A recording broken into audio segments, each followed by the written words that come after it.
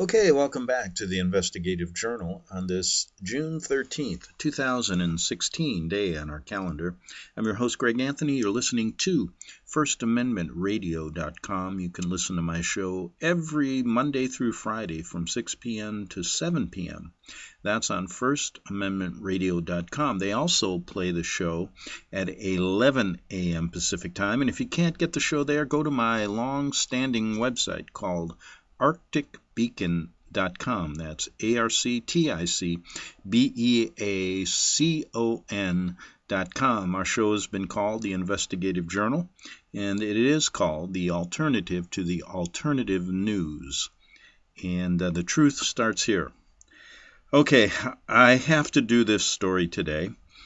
The Orlando shooting, called the biggest terror attack, shooting terror attack in our nation's history. And the reason I have to do this story is because no one will be listening to anything else or searching the web for anything else but this story. And let me tell you the people that will be doing it. Those masses of people, the 90% or 99.9% of our population, will be glued to the state-controlled media, CNN. Sounds like we're in Russia, right? State-controlled media. Or Fox, or their local channels, who will nonstop. Since this broke yesterday, it's nonstop, and it's going to go on for this entire week until it dies down again. And then there'll be another one. But here's the point. So all those people will be looking at those shows, believing every word and every picture that they see. Then there'll be the others who will be talking about this as a false flag incident, and they will be scouring the internet, researching the internet, tearing apart the CNN, Fox pictures, which isn't hard to do. They play the same 3 or 4 over and over again. And then you will see a barrage of these types of things on the internet. And what's interesting is you have to break those two down to those people down to 2 different groups, maybe even a third group. But one group will say that these events occurred. There were actually 50 people killed. The shooter was real. But it was a CIA covert psych operation where he was a Manchurian candidate, and it is done for political, ideological purposes, but it did occur. Then there's a group of people who will tell you that it did not occur. This was a staged event, that actually no one died there, and that they use crisis actors. They have gotten to a point now where they can do it on a larger scale. You can look at a lot of the people that adhere to this type of false flag operation, where an event doesn't actually occur, and they make you believe 50 people were killed, and then they can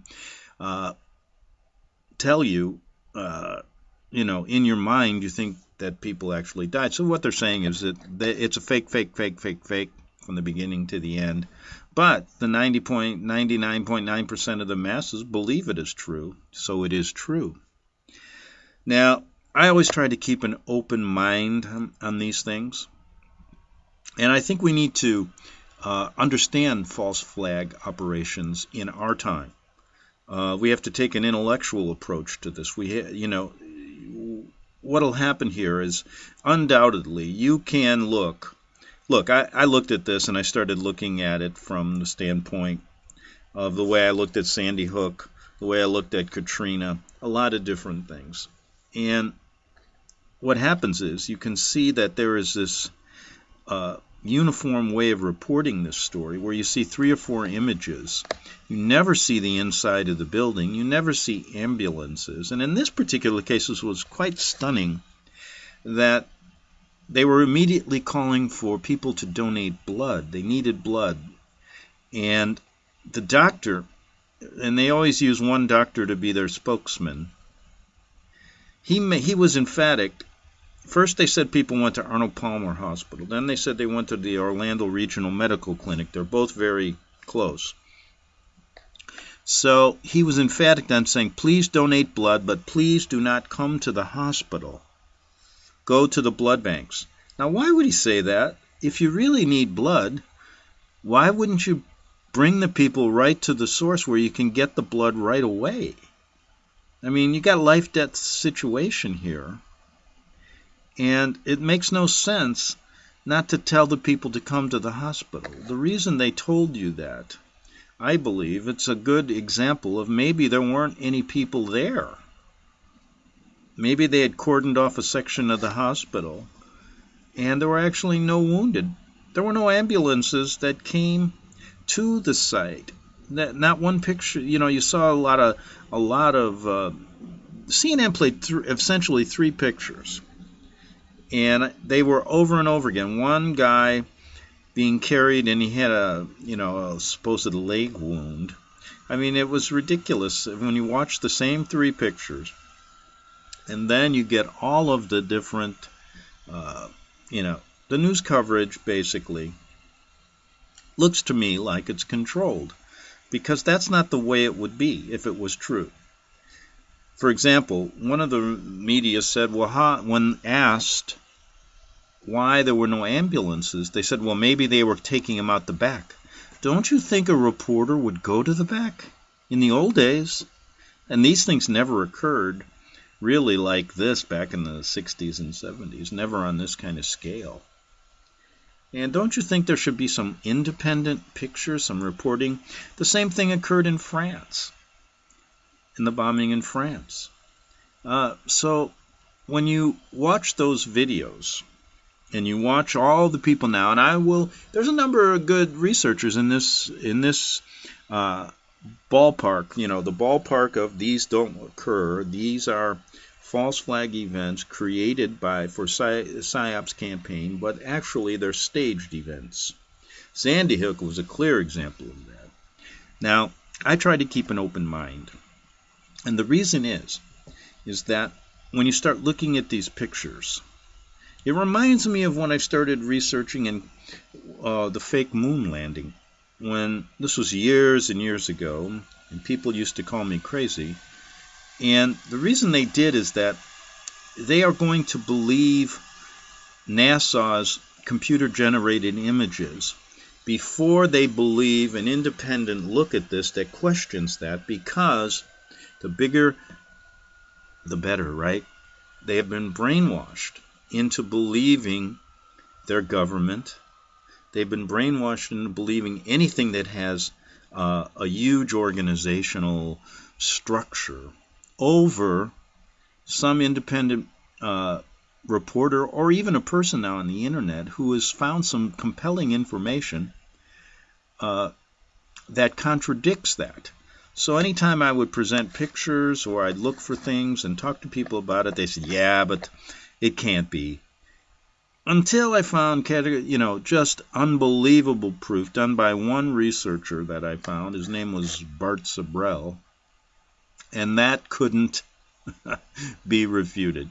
And it was an amazing transformation, and more people started to believe it.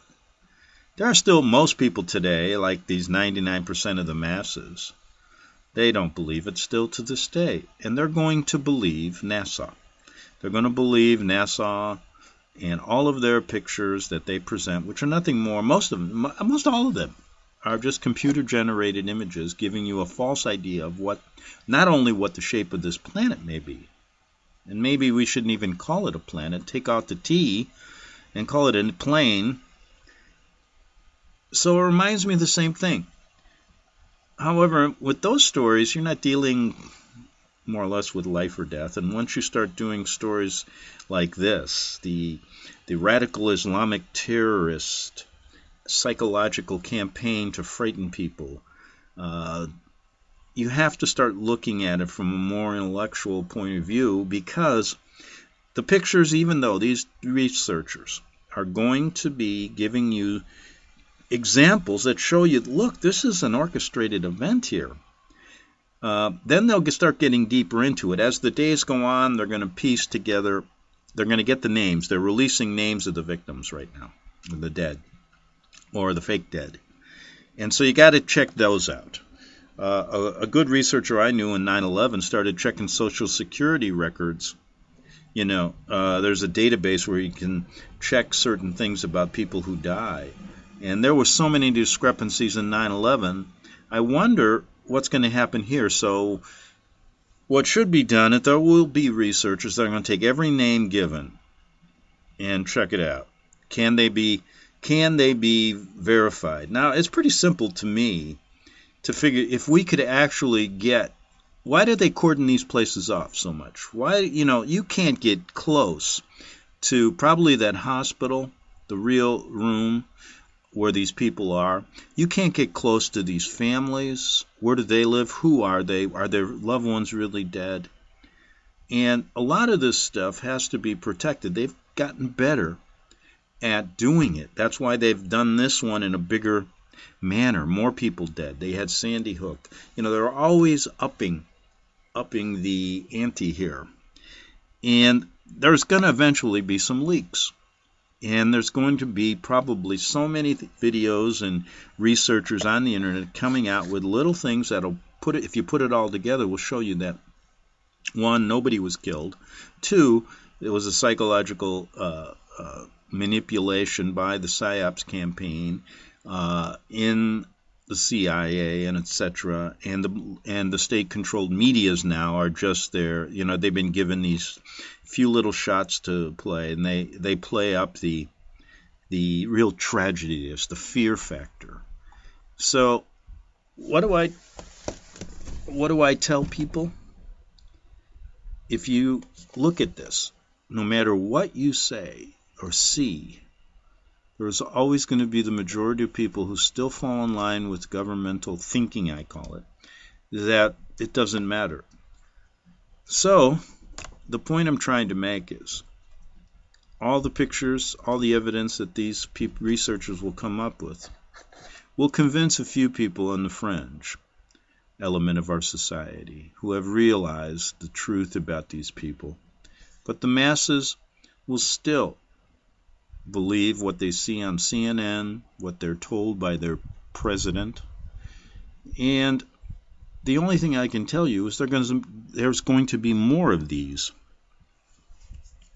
Now, I'd like to look, I got about 12 minutes on this side of the break, to look at this from a more intellectual point of view, so I had to call upon someone who's been researching this.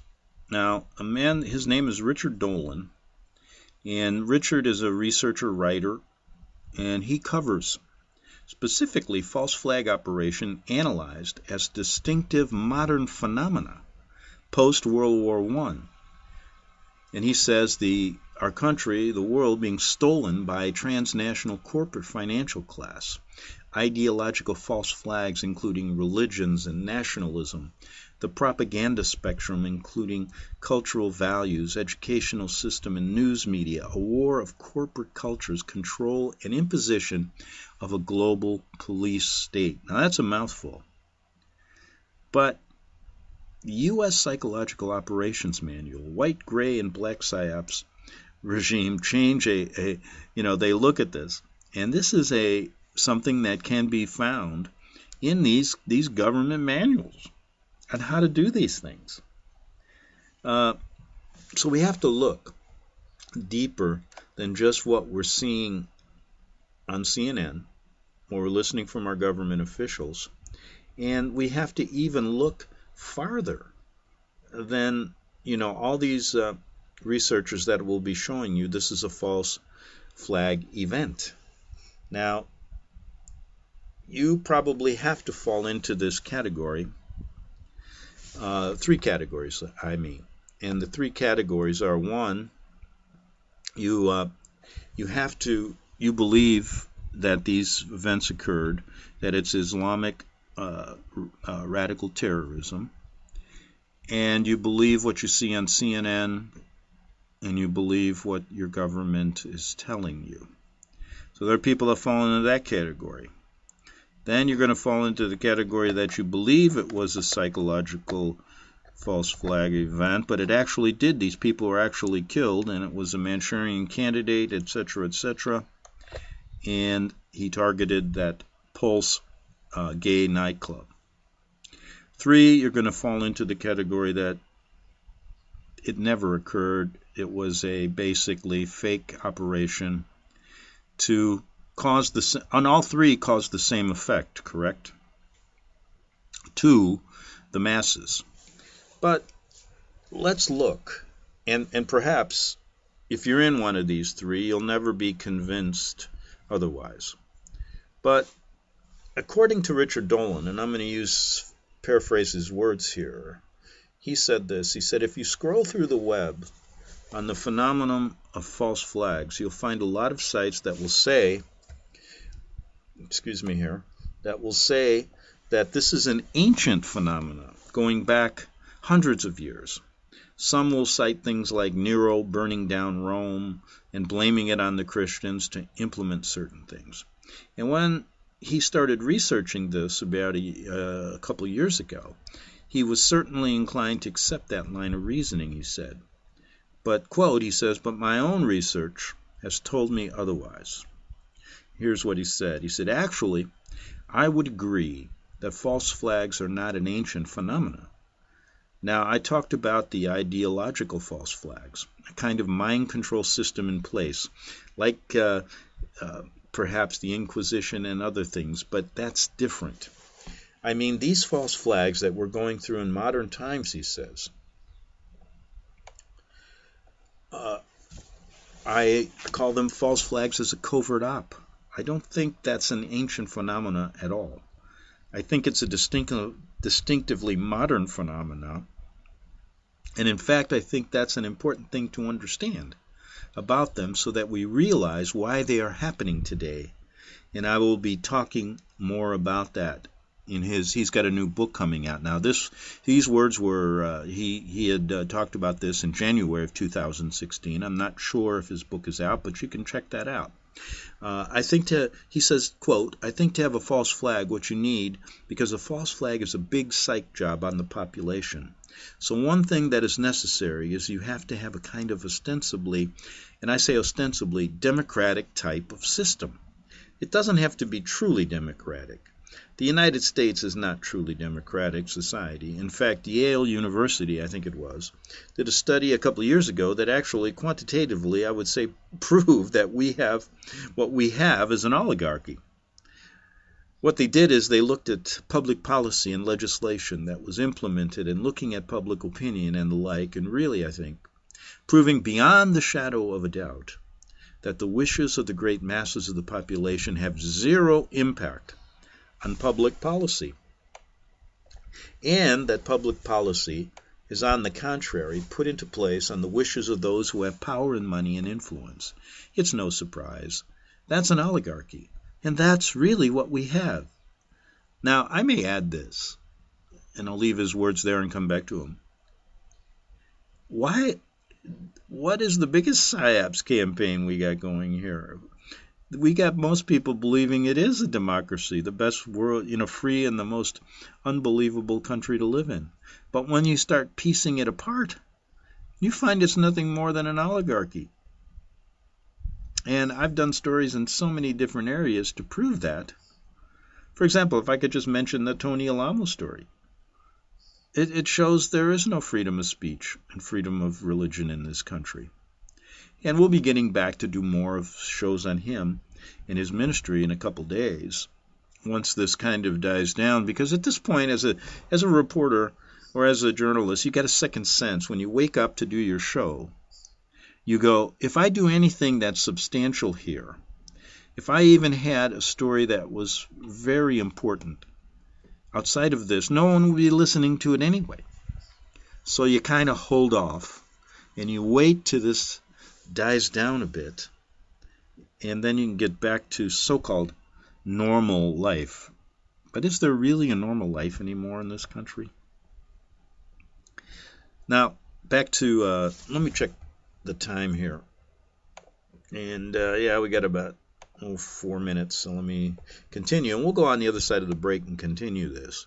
But here's what Mr. Dolan's saying. He says, quote, "But we also have an ostensive democratic system where people still believe we still have the remnants, let's say, of that kind of rule of the people.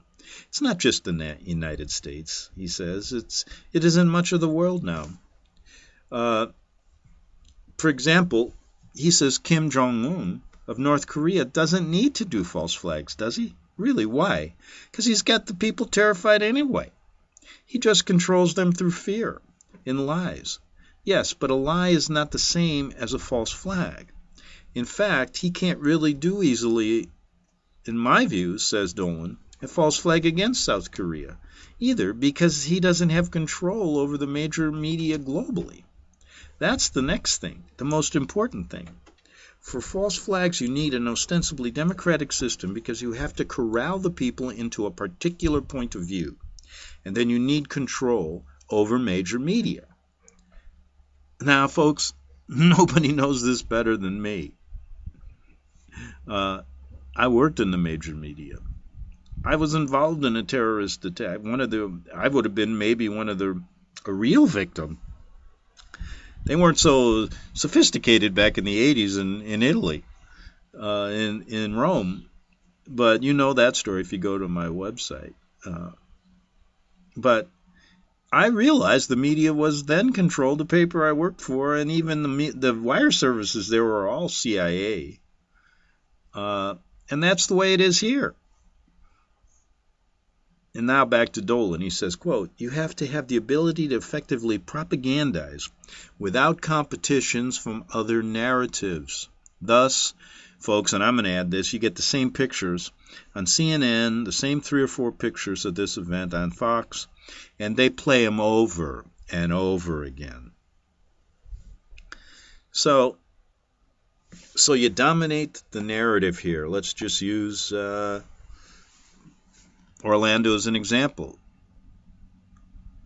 This narrative is being dominated minute after minute, hour after hour, day after day now, on every news channel. That is controlled, given what they're told to say, what they're told to give you, and 99.9% of the people are going to believe it. On top of that, says Dolan, you need decent covert ops teams. And this gets interesting. Yep, they're getting better at this, folks. They've been doing it now a while, and they're getting pretty good at it. So he says you need a decent covert ops teams, people who know what they're doing. Again, this is not the type of thing that you would really find in the ancient world. You need a lot of money to do that. And there's a few nations in the world today who have much more money and means than others do. And you need motive and the capability. Obviously, what Dolan would call geopolitical, financial, and national political change. There's got to be groups that are pushing to revolutionize their society in the ways that they believe it should be. An oligarchy, they want you to think a certain way. And that's what they're doing, I believe, with this another false flag operation at Orlando. So, in the last minute here before the break, 30 seconds, I want to say quickly. So, isn't it important to look at these aspects of it? Because, we're going to find all those little pictures that are going to prove that, okay, nobody was killed there. And then you're going to try to convince people. And it's probably okay to do that. But it's, in a sense, we got to get to the core of the problem. What's the reasoning behind all this that drives them to go to these extremes? We'll check that out in the next half hour on the Investigative Journal. Back in 3 minutes on FirstAmendmentRadio.com.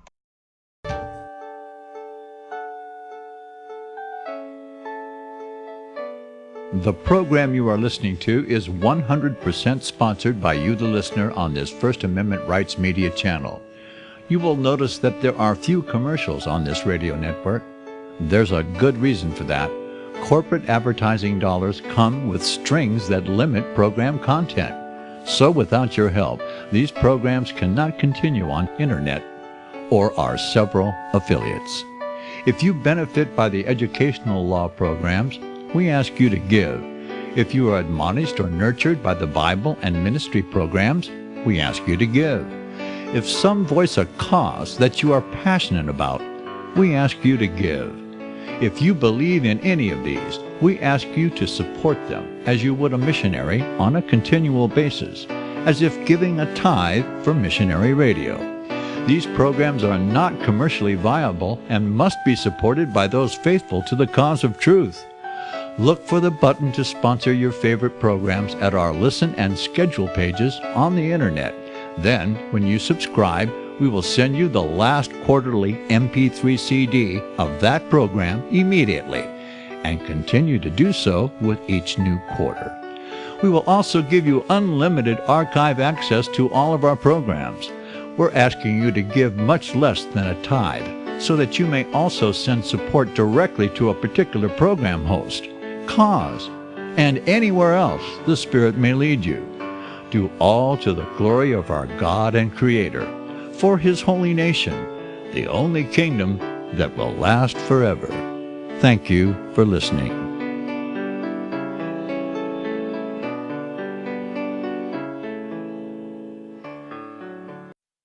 Visit crosstheborder.org, CROSS, crosstheborder.org, to get your print, EPUB, or PDF version of the book, The Rapture Will Be Canceled. That's crosstheborder.org. I know you all want answers, and believe me, so do I, and I'll do my best to get them.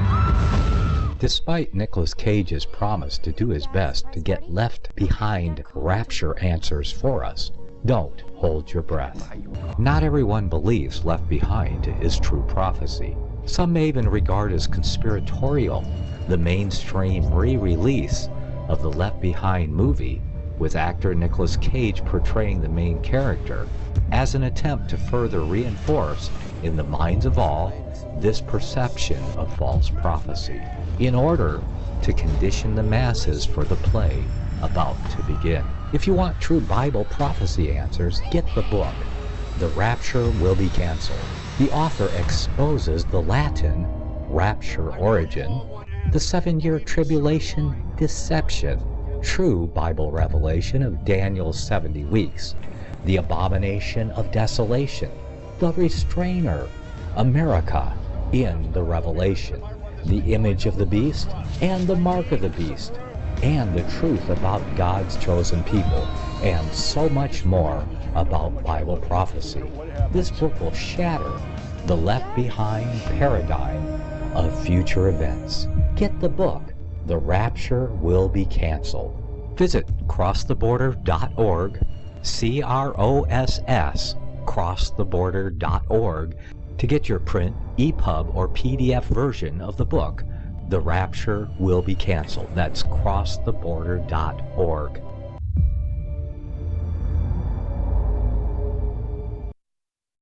Okay, we're back for the second half hour of the Investigative Journal on this June 13th, 2016 day on our calendar. We're dissecting false flag operations and looking at the importance of the behind-the-scenes reasoning behind this.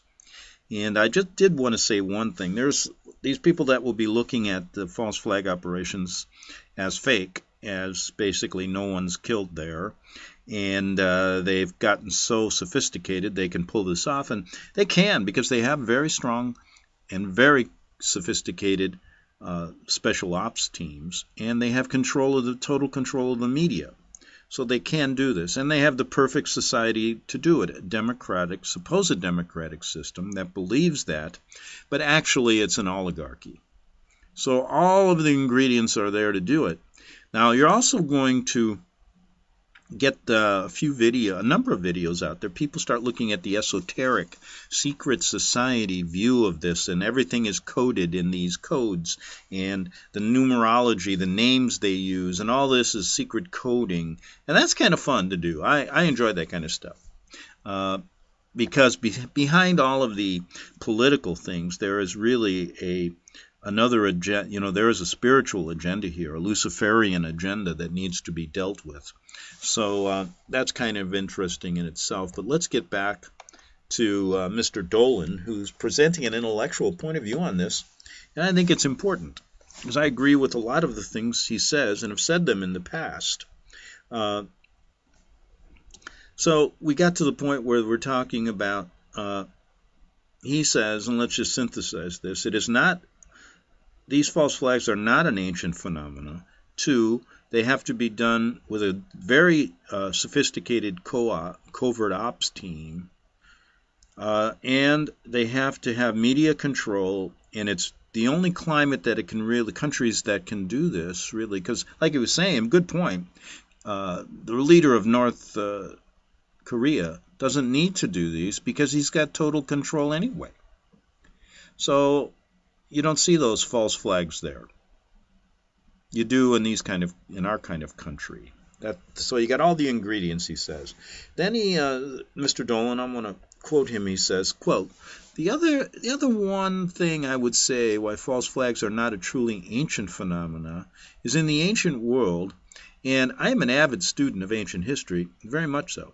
What you find in ancient history is lots of bloodshed. I mean, massacres and horrific massacres. We think it's bad today, but in the ancient world, armies would go in and just completely demolish, kill every single inhabitant in a town. So there's no shortage of bloodshed. There's no shortage of lies that nations would tell each other, absolutely. But the idea of doing something like a false flag in the ancient world, when you look at most of the cultural values that existed in most of the societies back then, it really would be pernicious to do them. As bloody-minded as most of the ancient militaries were, there was no sort of code. Let's call it a code among thieves or a code of honor in which the deception really would be considered a pernicious and a horrible thing to do. Also, says Dolan, it would be much more difficult to do a true false flag for those reasons, and due to the lack of communication back then, just a harder thing to do. And he says, quote, I think a false flag is, again, a distinctively modern phenomenon. Quote, to do a false flag internationally or even domestically and have it fly internationally, you need power in the world today. You've got to be able, especially for something international, to dominate global media, at least sufficiently so that you can sort of push aside alternative narratives and explanations. You also have to have the ability to intimidate other nations into silence if you're going to do this. And there are a few nations that have the ability in the world today to do that. That's why, folks, you have to really look at France, what happened in France, as being another false flag operation, just the way it was here. And the same MO was there. You saw a few pictures, etc. You even had a U.S. band in that concert hall where it was supposedly people were killed there at the time. That's an interesting aspect.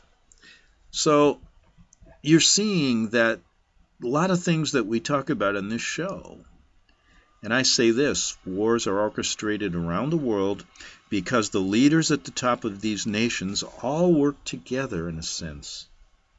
And the media all works together globally almost now. And most of these false flags take place in countries like France, like the United States.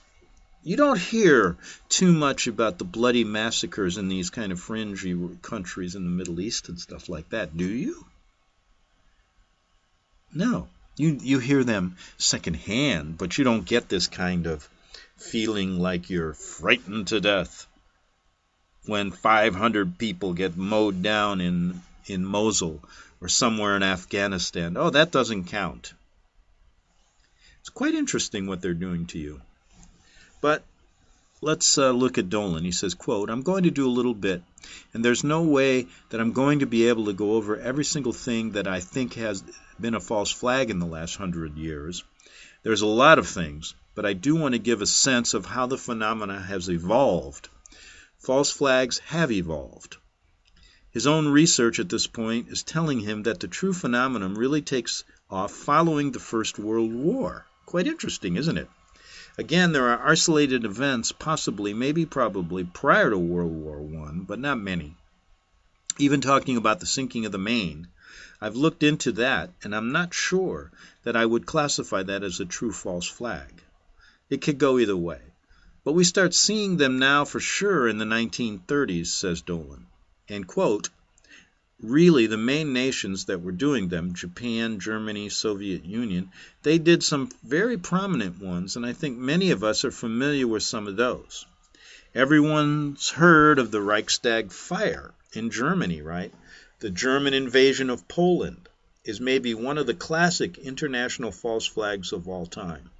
Essentially, the Germans took a bunch of political prisoners who were rotting away in their prison system, dressed them in Polish military uniforms, took over a radio station at the border, shot all the prisoners, posed one of them at a microphone, and then went on the air and pretended that Poland had attacked Germany and was inciting Poles in Germany to resist Hitler. This was an absolute false flag. The German people, as far as we can tell, more or less bought it hook, line, and sinker. International politicians were not particularly impressed by it, to say the least, but it worked enough for the Germans to justify to themselves that they were invaded. False flag. That's the Reichstag. By the way, burning. That was their 9/11. The thing that they have in common, those false flags of that decade, is that those were nations with state control over the media. That's a very essential thing to keep in mind. And folks, that's what you got to keep in mind here in America now. Your media is controlled just like the German media was controlled at during the Reichstag fire. And they also had very sophisticated military intelligence groups for their time, without any doubt. And where did they get them? Hitler said they got them from the Jesuit order, the Vatican. And don't forget the Vatican influence on all of this stuff. And would like to get into a show doing that, but they are so secretive, it's hard to get information. And some piecemeal information comes out, and every one of those I grab.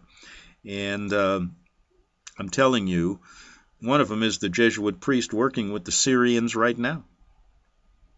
We've talked about that in the past. And we've talked about certain Jesuit priests that were involved with Stalin, with Hitler, etc., etc. It's going on right as we speak today.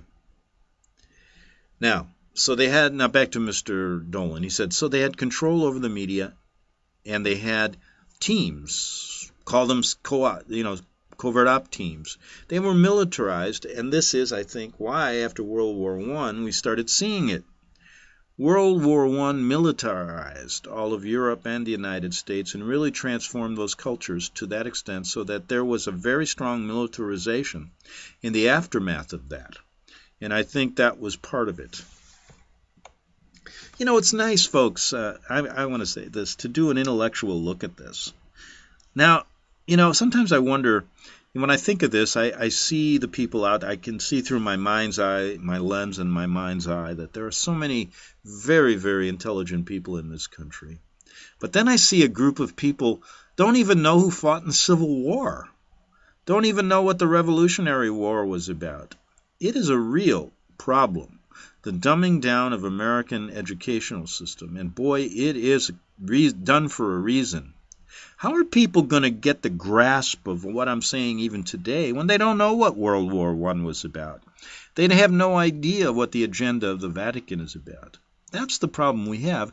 It is strictly an educational propaganda campaign that we have to wipe out in this country before people can grasp what's really going on at a thing like the Orlando incident that occurred a couple days ago, or yesterday. One was it the day before? No, it was yesterday, Sunday.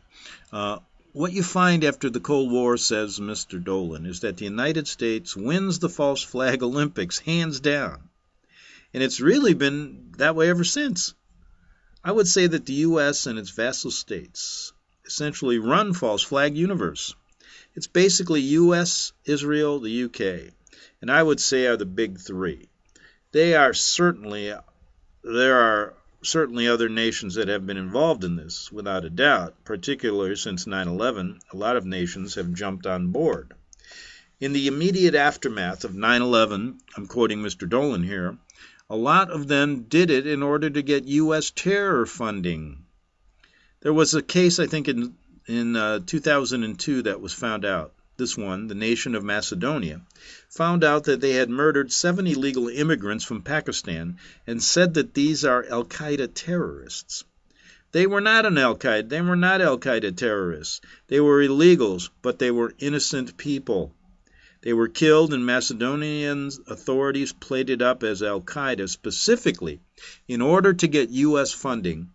And they aren't the only example of that type of shenanigan, kind of piling on the effect of 9/11.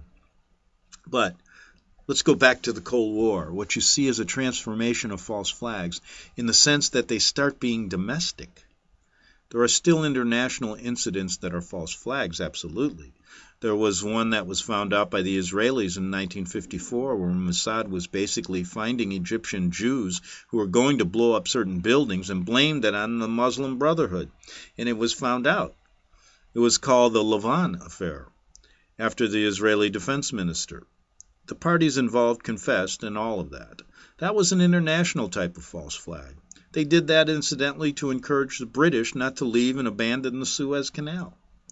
But primarily what you see are domestic false flags, specifically for political control. COINTEL in the U.S. is maybe a classic example of that. The FBI doing what they call black bag jobs and the like, to dirty tricks, smearing people, doing events, and blaming it on other organizations and so on. In Europe, probably the most pernicious was known as, and this is good, Mr. Dolan, because I'm so familiar with this, was known as Operation Gladio, which was a NATO-CIA operation. Essentially, when World War II concluded, there was fear among Allied nations that the Russians would roll over Europe. And so there were teams put in place in Europe to act as kind of resistance if this were to happen. Well, the Russians did not roll over Western Europe, and these teams are still there today in Italy. They got the bright idea of killing people and blowing up buildings and train stations and blaming it on the communists, which they did for years. And let me tell you, Mr. Dolan, I was there and was almost blown up. And they were going to blame it on some communist organization. That was 10 days before Reagan first came to Italy.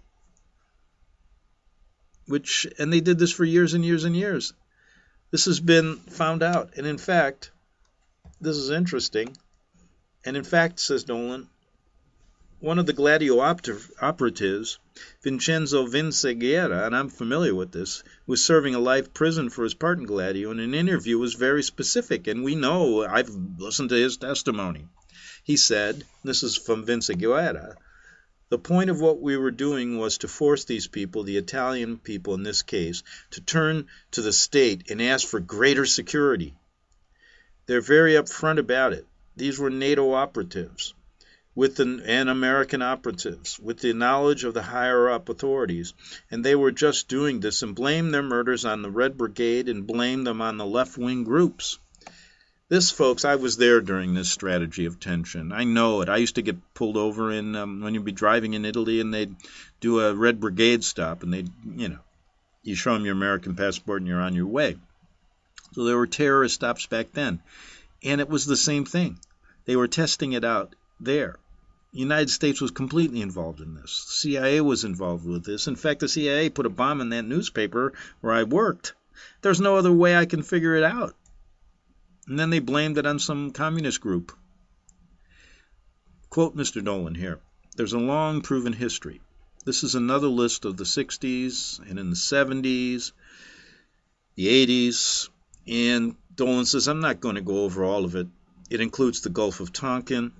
It includes the real nasty Mossad operations, some of which exactly like Charlie Hebdo in France, one of which occurred in 1982, a bombing of a Jewish delicatessen in Paris. Sound familiar?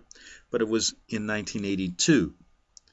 When French intelligence investigated far enough, they kind of ran into a brick wall and everything stopped. And it didn't get some very good international analysis at the time.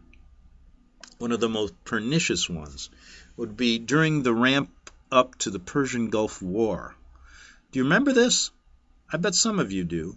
The incubator hoax. The woman was actually the daughter of the Kuwaiti ambassador to the United States, but she was pretending to be a nurse on TV and to Congress.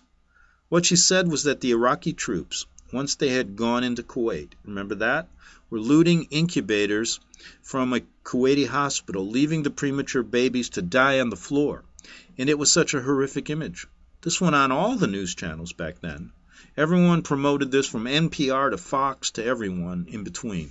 It was a total lie. And she was a total lie.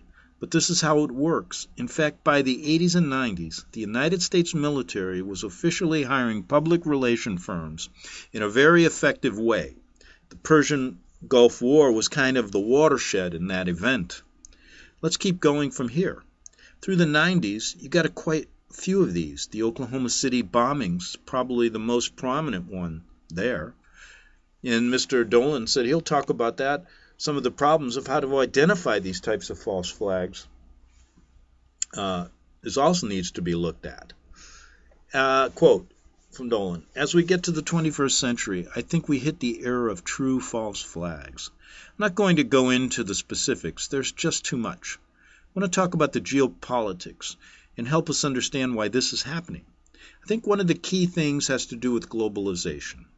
With globalization, you get economic disruption and the loss of jobs. This is Seattle 1999. I think Seattle is a great indicator. These are the WTO riots or protests November 30th. This went on for 4 days into early December. This is significant. Back in 1999, Americans still believed they had rights.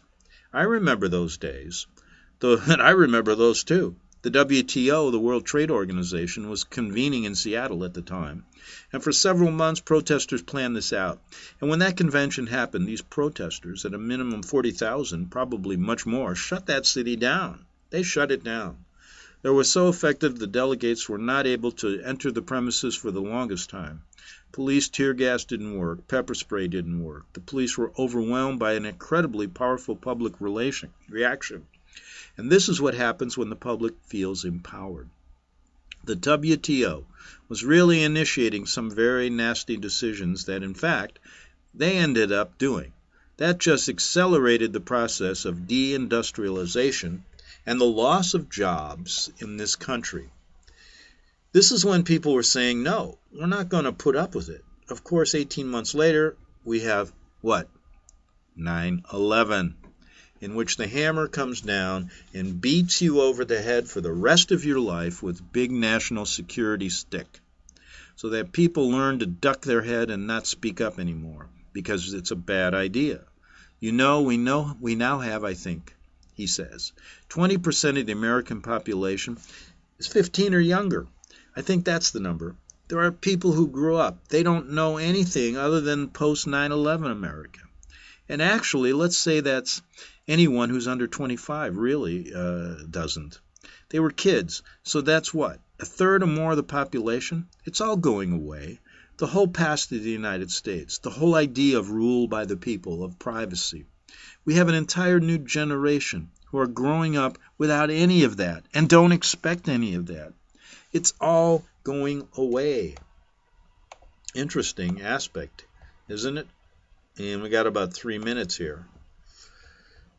Now, for some of those young people, says Dolan, I hate to say it, but it almost seems meaningless. I have two brilliant young teenagers, 19 and 17, and I know a lot of their friends. They're a little different. They're kind of plugged in, but I know about a lot of young people, and they just post their stuff on Facebook. They don't care about privacy. They don't expect it. It's a different world.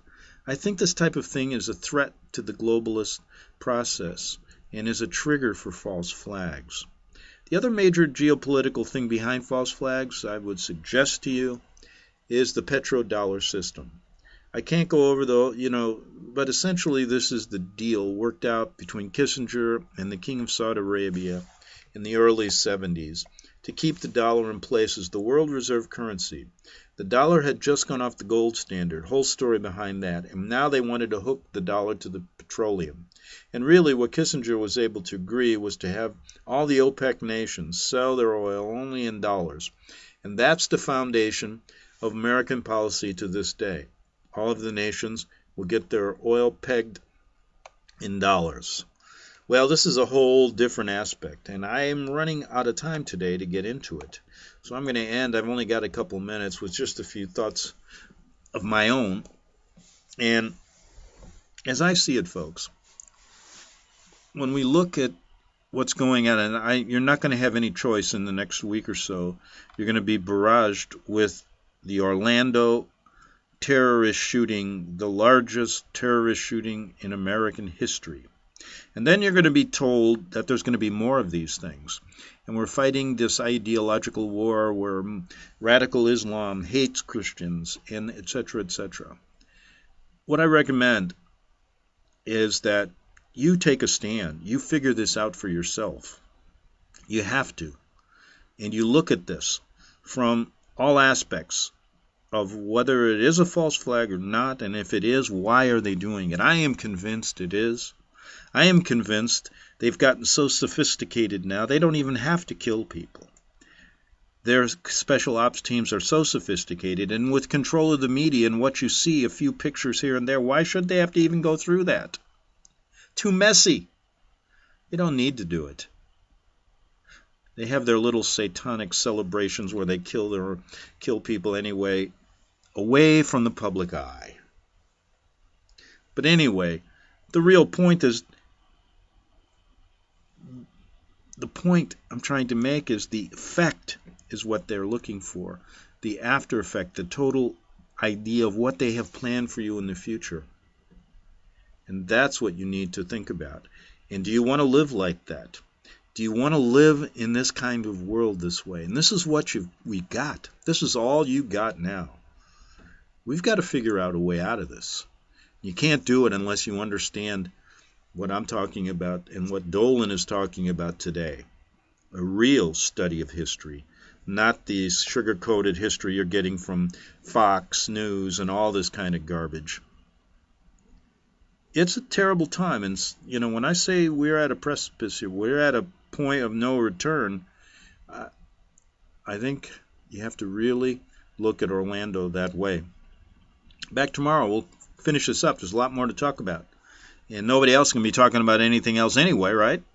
Back tomorrow on the Investigative Journal. See you then. Since the beginning of time, kings have sought it, nations have fought for it. It has been traded. It has been borrowed. It has been purchased. It has been stolen. There's a reason for it. To secure the blessings of liberty to ourselves and to our posterity. Invest with the security of gold and silver. Call Discount Gold and Silver Trading at 1-800-375-4188 or visit discountgoldandsilvertrading.net. Listen to Financial Survival with your host Melody Cedarstrom right here on FirstAmendmentRadio.com at 4 p.m. Eastern or 1 p.m. Pacific Time. Visit discountgoldandsilvertrading.net or call Discount Gold and Silver Trading at 1-800-375-4188. Toll free 1-800-375-4188.